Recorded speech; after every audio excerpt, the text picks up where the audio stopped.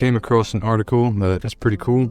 Lucid dreaming is a mystery we're starting to crack. It is an article about people lucid dreaming. Someone standing next to the sleeping person will give them a math question while they're asleep, and they will answer the math question by signaling to the person. I came across this article thanks to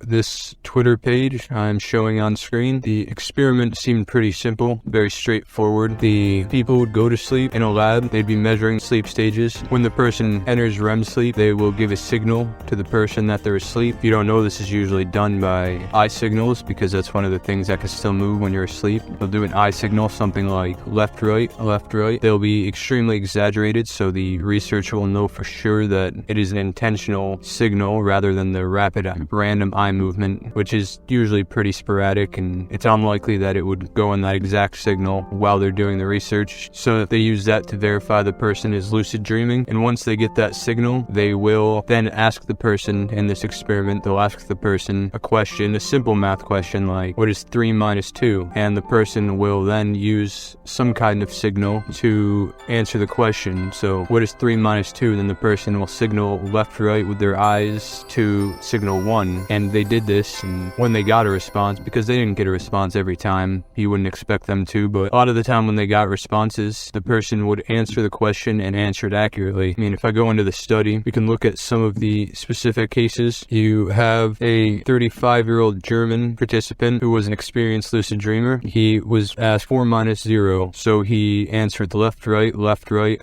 left, right, left, right. That's 4 times. I have to say it every time, but I did there, so whatever. But he'd answer that 4 times as a 4. He'd answer that to signal 4 is one of the examples. Another interesting one was a French participant who, due to his narcolepsy, was a remarkable lucid dreamer. He reached REM sleep very quickly. It says in the experiment, I don't know if that's particularly important, but, and excuse my windshield wipers in the background, I don't know if you can hear that, but they'd asked him yes or no questions, and he would actually answer by kind of contracting his facial muscles, which is another thing you're able to do in your sleep, because most of your body's paralyzed, but there are a few things you can do to signal to the outside world. And there are many examples like this in this experiment to show that a person can not only, I mean, it's more or less, you know that your senses aren't shut off when you're sleeping, but it's just cool to know that not only are they not shut off, but if you're aware enough that you could actually pick up on the signals directly while you're still in